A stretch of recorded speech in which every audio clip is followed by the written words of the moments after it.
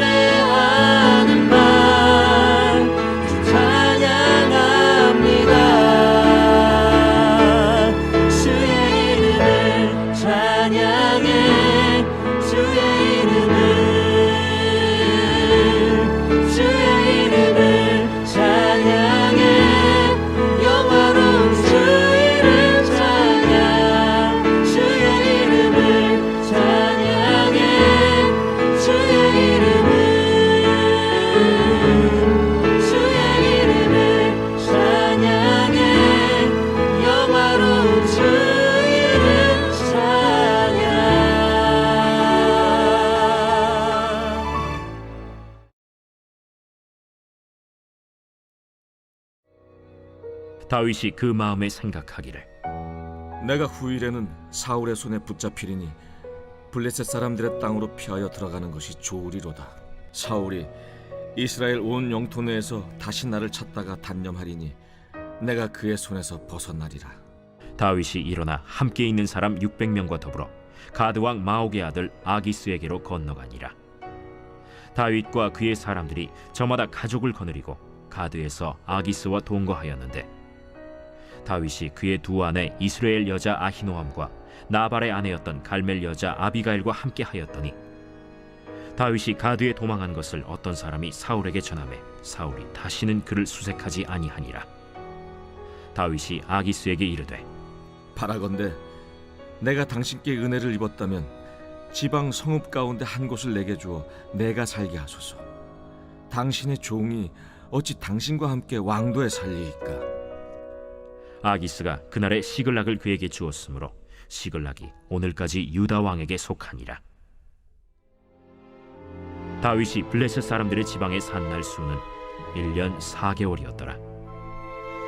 다윗과 그의 사람들이 올라가서 그술 사람과 기르스 사람과 아말렉 사람을 침노하였으니 그들은 옛적부터 술과 애굽 땅으로 지나가는 지방의 주민이라. 다윗이 그 땅을 쳐서 남녀를 살려두지 아니하고 양과 소와 나귀와 낙타와 의복을 빼앗아 가지고 돌아와 아기스에게 이르매 아기스가 이르되 너희가 오늘은 누구를 침노하였느냐? 다윗이 이르되 유다 네겝과 여라무엘 사람의 네겝과 겐 사람의 네겝이니이다. 다윗이 그 남녀를 살려서 가드로 데려가지 아니한 것은 그의 생각에 그들이 우리에게 대하여 이르기를 다윗이 행한 일이 이러하니라 하여 블레셋 사람들의 지방에 거주하는 동안에 이같이 행하는 습관이 있었다 할까 두려워함이었더라. 아기스가 다윗을 믿고 말하기를 다윗이 자기 백성 이스라엘에게 심히 미움을 받게 되었으니 그는 영원히 내 부하가 되리라 하고 생각하니라. 그때 블레셋 사람들이 이스라엘과 싸우려고 군대를 모집한지라. 아기스가 다윗에게 이르되 너는 밝히 알라. 너와 네 사람들이 나와 함께 나가서 군대에 참가할 것이니라. 그러면 당신의 종이 행할 바를 아시리이다. 그러면 내가 너를 영원히 내 머리 지키는 자를 삼으리라. 성도 여러분, 새로운 한 주가 시작되었습니다. 한 주도 하나님의 은혜가 가득히 넘치기를 축복합니다. 오늘은 매일 성경 사무엘상 27장 1절에서부터 28장 2절까지 두 얼굴의 다윗이란 제목으로 함께 하나님 말씀 묵상하겠습니다. 오늘 본문에는 다윗이 사울을 피해 블레셋의 가드왕 아기스에게로 망명한 이야기가 들어 있습니다. 자, 이제 이 전장인 26장에서 이제 사울과의 두 번째 만남을 했죠. 사울은 잘못을 인정하고 돌아갔지만 다윗의 마음에는 언젠가는 이 변덕스러운 사울에 의해서 내가 죽게 되리라 라는 그런 두려운 마음이 생겼습니다. 자, 그 1절입니다. 27장 1절. 다윗이 그 마음에 생각하기를 내가 후일에는 사울의 손에 붙잡히리니 블레셋 사람들의 땅으로 피하여 들어가는 것이 좋으리로다. 사울이 이스라엘 온 영토 내에서 다시 나를 찾다가 단념하리니 내가 그의 손에서 벗어나리라 하고, 그래서 다윗은 반복되는 그 사울의 추격을 피하기 위해서 블레셋으로 망명을 결정합니다. 이 자신과 또 이스라엘과의 오랜 숙적이었던 블레셋과 동맹 맺기를 시도한 것이죠. 그렇게 하면 이제 사울이 더 이상 자신을 쫓는 일, 추격하는 일을 그치리라 기대했던 것입니다. 그것이 안전을 확보하기 위한 최선의 방법이라고 생각한 것인데요. 실제로 이 다윗이 블레셋에게 망명했다, 블레셋 왕에게 망명했다라는 소식을 들은 사울은 다윗 찾는 일을 그만 포기합니다. 완전히 포기합니다. 블레셋으로의 망명은 사울의 손에서 벗어날 수 있는 절묘한 꾀처럼 보입니다. 하지만 하나님을 두려워하지 않는 그 이방인의 통치자 아기스의 종이 되어야 했으니 이제 또 다른 위험을 가지며 살아야 하는 것이죠. 그래서 다윗은 인간적인 염려 때문에 블레셋으로 결국은 이제 망명을 했습니다. 이 결정적인 순간마다 다윗이 하나님께 이렇게 묻고 결정하는 것을 우리가 그동안 봤는데 오늘 이 대목에서는 이 중요한 결정을 앞두고서는 하나님께 묻지 않습니다. 다윗이 하나님 앞에 묻지 않는 것을 봅니다. 대적의 위협을 피하려다가 또 다른 대적의 손으로 들어가는 악수를 그만 다윗이 두고 맙니다. 하나님의 그 놀라우신 보살핌에도 불구하고 이 다윗을 통해 이 지극히 연약한 인간의 한계를 우리는 확인합니다. 그래서 우리는 위기의 때에 더욱더 믿음이 필요합니다. 위기의 때에 우리가 더욱더 하나님께 믿음을 구해야 하겠습니다. 자, 이제 그 다음 단락에는 이제 블레셋으로 들어간 다윗이 그 가드 왕 마옥의 아들 아기스에게 5절처럼 부탁합니다. 5절입니다. 다윗이 아기스에게 이르되 바라건대 내가 당신께 은혜를 입었다면 지방 성읍 가운데 한 곳을 내게 주어 내가 살게 하소서. 당신의 종이 어찌 당신과 함께 왕도에 살리까 하니. 다윗이 자기의 속마음을 다 이야기하지 않습니다. 그리고 이제 예의를 갖춰서 외교적인 화법을 사용하여서 말하고 있죠. 그래서 표면적으로는 이렇게 왕이 사는 수도에 사는 것은 나에게는 매우 과분한 대접입니다 라고 얘기하지만 실은 속내는 가드를 떠나서 좀 더 한적한 지방에 내려가서 그 아기스의 눈을 피해 좀 더 자유롭게 활동하기 위함이었죠. 그런데 그 아기스는 블레셋 왕 아기스는 아무런 의심 없이 그날로 그 블레셋의 남쪽 변방에 위치한 시글락이라는 조그만 성을 하나 내어줍니다.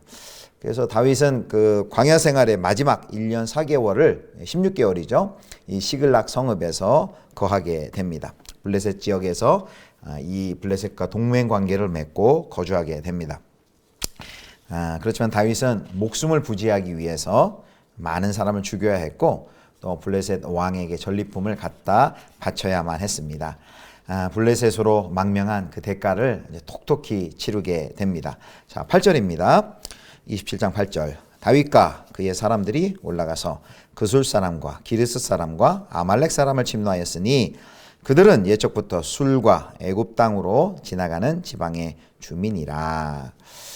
이스라엘의 왕으로 기름 부음 받은 다윗이 블레셋 왕의 부하가 되어서 이제 이스라엘과 싸워야만 하는 그런 참 비참한 처지가 되고 말았습니다. 그래서 다윗은 어쩔 수 없이 이 가드 왕 아기스를 속이고 조국을 저버린 배신자 행세를 해야만 했습니다. 그래서 매일같이 이스라엘 마을을 쳐들어가서 노력하는 척했지만 실제로 이 다윗이 친 곳은 이스라엘의 오랜 적인 남방 부족들. 그래서 27장 8절에 보면 거기 그술 사람, 기르스 사람, 아말렉 사람들이 사는 곳이다. 이렇게 설명되어 있습니다. 그리고 그곳에 있는 사람들 다 멸절시키고 쳐서 죽이고 소나 양, 낙타 등을 다 약탈하여서 돌아왔습니다. 우리가 8절에서 방금 확인을 했죠. 그런데 이 싸움은 하나님께서 그 적이나 또 적의 가축들을 전멸해야 하는 그렇게 명령하신 헤렘 전쟁도 아닌데 이 다윗이 자신의 거짓말이 탄로나지 않게 하기 위해서 이렇게 약탈한 지역을 다 전멸시켜 버린 것입니다. 자, 아기스 왕이 다윗에게 어디를 노력하였느냐라고 물으면 다윗은 자신의 동족 중에서도 자신의 고향인 유다 지역을 약탈했다라고 말합니다. 그렇게 함으로써 블레셋 왕이 자기 자신에 대해서 의심하지 않게 하기 위함이었겠죠. 거짓말을 합니다. 27장 10절입니다. 아기스가 이르되 너희가 오늘은 누구를 침노하였느냐 하니 다윗이 이르되 유다 네겝과 여라무엘 사람의 네겝과 겐 사람의 네겝이니이다 하였더라. 다윗이 언급한 여기 유다 네겝, 여라무엘 사람 네겝, 겐 사람의 네겝은 모두 유다 지파에 속한 곳입니다. 이게 거짓말인데요. 이런 다윗의 거짓말은 매우 전략적이고 치밀하게 준비된 것이었습니다. 다윗은 자신이 노력해온 그 노략물들을 아기스와 나누지요. 왕은 다윗의 말을 그대로 믿어줍니다. 이스라엘에서 빼앗아 온 약탈품인 줄로만 압니다. 자, 이제 오늘 말씀을 좀 정리해 보겠는데요. 이제 어제 26장에서 보면 다윗은 다시금 사울을 살려주는 그 자비의 모습, 그러니까 하나님을 신뢰함으로 그런 모습을 보이죠. 참 신앙인의 신실한 모습을 보입니다. 그런데 그 전 25장의 나발과의 만남, 나발과의 사건, 그리고 오늘 27장 블레셋으로 망명하고 전쟁을 통해서 자신의 생존을 추구하는 다윗의 모습은 영락 없는, 믿음이 없는, 아주 매우 영락 없이 믿음이 없는 매우 현실적인 모습입니다. 그래서 다윗은 이 두 얼굴을 가진 사람입니다. 다윗은 하나님을 신뢰하면서 끝까지 사울을 자기 손으로 해치지 않으면서도 또 세상 그 블레셋의 경계를 넘어 세상의 사람들처럼 거짓말하고 또 잔혹한 생존 전략을 사용하는 무력 숭배의 사람이 됩니다. 또 하나님께 조심스럽게 묻는 사람이면서 또 동시에 또 자신의 열정을 앞세워가는 그런 자신의 욕망을 앞세우는 사람이기도 합니다. 그는 절제된 신앙이면서도 또 동시에 범람하는 자신의 욕망의 사람이었습니다. 그래서 이런 부정적인 다윗의 모습을 보면 우리는 참 곤혹스럽죠. 우리는 사무엘서의 주인공인 이 다윗을 좀 영웅시하고 싶어하는 마음이 있습니다. 다윗을 좀 도덕적으로 이상화하고 싶을지 모릅니다. 그러나 성경은 다윗의 그런 추한 모습, 부족한 모습, 죄의 모습을 그대로 적나라하게 보여줍니다. 숨기지 않습니다. 성경은 다른 곳에서 그렇죠. 다른 곳에서도 아브라함의 실수도 그대로 드러내고요. 또 노아의 실수, 연약함, 실패 이러한 것들을 성경은 감추지 않고 모두 다 보여줍니다. 그래서 성경에는 완전한 영웅이란 없습니다. 인간의 의로는 구원을 얻을 수 없음을 이렇게 웅변하고 있는 것이죠. 그러므로 결국 인간에게는 성경이 이야기하는 것은 무엇입니까? 인간에게는 구원자가 필요하다. 인간에게는 그리스도가 필요하다. 인간은 예수 그리스도가 필요한 존재다라는 것을 우리에게 이렇게 말하고 있는 것입니다. 또 하나 이 다윗이 생존을 위해서 거짓말하고 살육을 하는 모습을 보이는데요. 근데 성경이 이런 다윗의 모습에 대해서 어떤 명시적인 평가를 내리지 않습니다.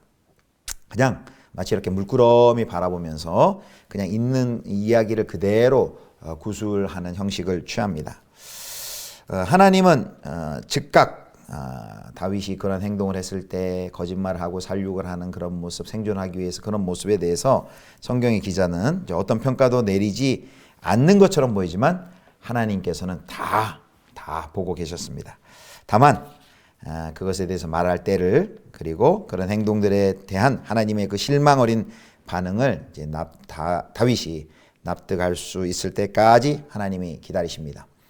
그리고 오랜 시간이 흐른 후 세월이 지나 다윗이 이제 통일 이스라엘의 군주가 되어 성전을 지으려고 했을 때 하나님께서는 그때야 입을 여십니다. 말씀하십니다.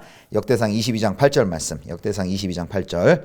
여호와의 말씀이 내게 임하여 이르시되 너는 피를 심히 많이 흘렸고 크게 전쟁하였느니라. 내가 내 앞에서 땅에 피를 많이 흘렸은즉 내 이름을 위하여 성전을 건축하지 못하리라. 하나님께서는 결국 다윗이 전쟁을 통해 피를 많이 흘린 것에 대한 포괄적인 책임을 이렇게 물으십니다.